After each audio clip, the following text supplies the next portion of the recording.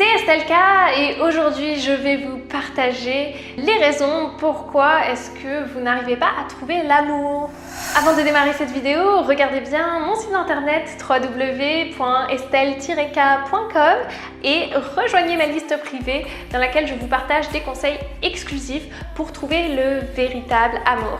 Alors aujourd'hui les filles, je vais vous donner 10 profils de femmes qui ne trouveront pas l'amour ou en tout cas qui auront vraiment beaucoup de difficultés à trouver l'amour. Alors si vous en faites partie, pas de panique, on peut toujours travailler sur soi pour justement trouver le véritable amour, ça c'est toujours possible. Moi j'en suis la preuve vivante et il y a plein de personnes, que ce soit en coaching avec moi ou en travaillant sur eux-mêmes, qui ont réussi à attirer le véritable amour. Alors premier profil pour commencer, c'est la négative. La femme négative voit tout en noir. Elle trouvera toujours les meilleures excuses pour expliquer son célibat. Par exemple, en expliquant que peut-être tous les hommes sont des connards, tous les meilleurs hommes sont pris. En fait, la négative est vraiment toujours focalisée sur des aspects extérieurs à elle-même qui vont expliquer qu'elle ne trouve pas l'amour. Alors qu'en réalité, ce qu'il faudrait, c'est qu'il faudrait se refocaliser sur soi-même et travailler sur ses forces, au contraire. Et justement, en faisant ce travail-là, par exemple, c'est ce que je fais en coaching avec mes coachés, eh bien, on peut réactiver son pouvoir de séduction, son charme et surtout aussi sa confiance en soi. Deuxième profil, c'est l'indisponible. Quand je dis la femme indisponible, c'est la femme indisponible peut-être au niveau du temps. Il est possible que vous ayez un emploi du temps surchargé et donc vous ne trouvez pas l'amour. Oui, si vous passez votre vie à travailler, c'est difficile. Si vous n'avez pas de cercle d'amis en dehors du travail, si vous ne faites pas des activités qui vous permettent de rencontrer du monde, naturellement, vous avez statistiquement moins de chances de rencontrer quelqu'un. Il y a aussi l'indisponibilité émotionnelle. Eh bien, si vous êtes encore trop plongé dans le stress, dans la dépression, dans la tristesse, vous n'êtes tout simplement pas disponible émotionnellement pour accueillir un homme dans votre vie.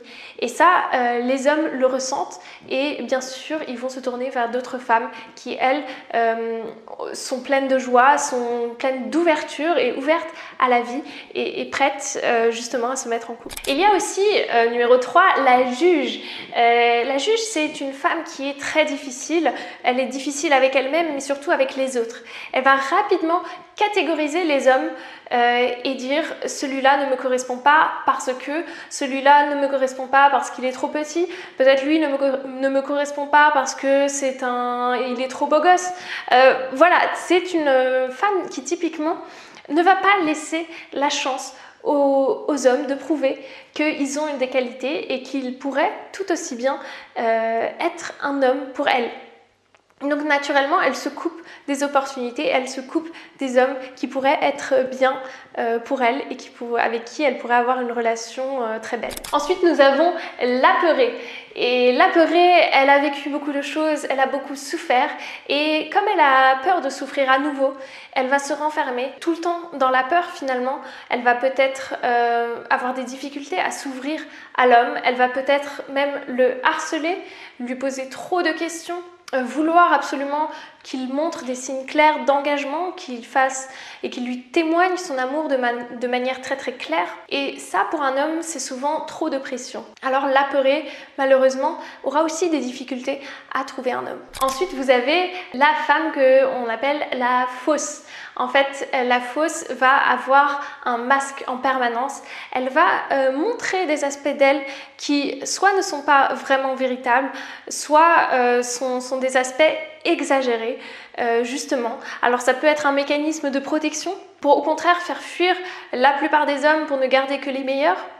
Ça pourrait aussi être tout simplement une peur d'être rejetée. Alors la personne fausse va malheureusement se tromper puisque ce n'est pas une bonne stratégie. Si on montre un aspect, un masque face à l'homme, eh bien le jour où l'homme va découvrir le véritable visage, il risque de partir parce qu'il va dire « moi je ne suis pas tombé amoureux de cette personne-là ».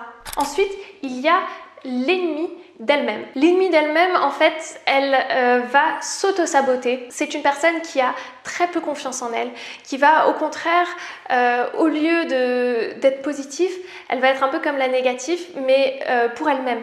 Elle va toujours se dire, mais de toute façon, je ne trouverai personne parce que je ne suis pas assez bien. De toute façon, je suis déjà trop vieille, j'ai des enfants, donc je ne pourrai pas rencontrer d'hommes. Enfin voilà, c'est une personne qui manque cruellement de confiance en soi et qui va se dévaloriser en permanence. Et ça, c'est quelque chose que les hommes ressentent et qui n'est pas du tout attractif pour un homme. Une femme qui se dévalorise, et c'est vrai qu'il est important de travailler sur sa confiance en soi, de faire remonter sa confiance en soi et justement pour attirer un homme vers soi et qu'un homme ait envie d'être avec vous. Ensuite, nous avons l'indécise, se pose tout le temps des questions. Elle se pose même trop de questions à ce point qu'elle va faire fuir les hommes avec ces questions. En fait, l'indécise va toujours chercher mieux. Elle va se demander, est-ce que cet homme est fait pour moi? Est-ce que c'est vraiment la personne qu'il me faut? Et malheureusement, à force de vouloir toujours chercher mieux, on ne profite pas de ce que l'on a déjà. Et donc si on ne profite pas de ça, on risque de passer à côté de belles histoires. Et finalement, en fin de compte, à être trop difficile et à ne pas savoir ce que l'on veut, eh bien, on finit par être seul. Ensuite, nous avons la perfectionniste. C'est un peu dans le même ordre d'idée que l'indécise. L'indécise ne va pas savoir ce qu'elle veut. La perfectionniste, elle va savoir ce qu'elle veut, mais à l'extrême. C'est-à-dire qu'elle va automatiquement rejeter les hommes qui ne sont pas bons et qui ne respectent pas ses critères à elle. Et ça, c'est quelque chose que l'on voit souvent chez les femmes qui ont eu beaucoup de relations, qui ont eu beaucoup d'échecs amoureux aussi. Elles savent exactement qu'elles ne veulent pas un homme alcoolique, un homme violent, et qu'après, il y a d'autres critères qu'elles ne veulent pas. Mais à force d'être trop perfectionniste, eh bien, on éjecte aussi certaines personnes, et c'est dommage. Moi, il y a quelques semaines, j'étais en coaching avec une jeune femme. Et elle me disait, moi je suis quelqu'un qui fait beaucoup de sport et qui fait très attention à ma santé. Et cet homme que j'ai rencontré, bon, il me plaît, mais c'est vrai qu'il ne prend pas beaucoup soin de sa santé, il fume. Et on a un peu discuté et finalement on est arrivé à la conclusion, et moi c'est ce que j'ai aidé à lui faire comprendre, c'est que finalement, peu importe s'il a d'autres qualités qui lui plaisent, s'il fume, c'est quand même sa décision.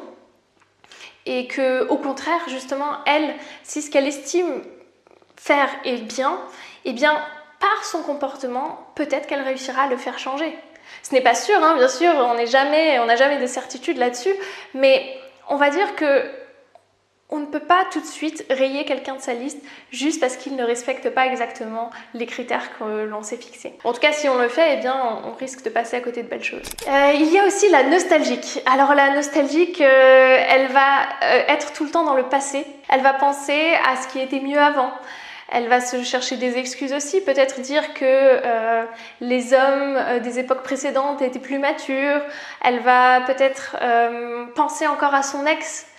Et donc, un peu comme l'indisponible, elle va être en permanence dans le passé, donc ce qui fait que si elle n'est pas dans le moment présent, elle ne peut pas se focaliser et être disponible pour un homme maintenant. Et enfin, il y a la difficile. Dans la difficile, c'est souvent les femmes qui ont un gros caractère. Alors, je ne dis pas que c'est un défaut, et bien sûr, il y a de tout dans ce monde, donc vous trouverez toujours chaussure à votre pied. Cependant, dans la difficile, il y a certains traits de caractère qui peuvent être difficiles pour un homme à gérer et qui peuvent faire fuir un homme aux premiers abords. Ainsi, ces caractères-là peuvent être des caractères colériques, des femmes peut-être trop sincères, des femmes peut-être trop anxieuses. En fait, tous les traits de caractère qui sont trop exacerbés vont rendre une femme plus difficile et vont, entre guillemets, faire un peu peur à l'homme. Alors bien sûr, je vous encourage toujours à être tel que vous êtes, à être authentique. Ça, ce n'est pas la question. Mais il faut savoir trouver le juste milieu. Et c'est ça qui est important. Et justement, dans le profil de la difficile, ce n'est pas le cas. Alors, est-ce que vous avez identifié un de ces profils chez vous ou quelques aspects présents dans l'un de ces profils qui sont présents chez vous? J'espère que ça nourrira votre réflexion. Ce n'est en aucun cas un jugement ou une critique à l'égard des femmes. Cette vidéo a juste pour but de vous amener à réfléchir, à vous améliorer et à travailler sur vous. Et ça, c'est ce que nous devons toutes faire, toutes et tous d'ailleurs. N'hésitez pas à me laisser en commentaire vos réflexions. Laissez-moi aussi un gros pouce bleu et abonnez-vous à ma chaîne pour ne rien rater. Puis si vous voulez discuter de votre cas particulier avec moi en coaching, n'hésitez pas à regarder sur mon site internet et à me contacter. À très bientôt et bonne fin de soirée à vous.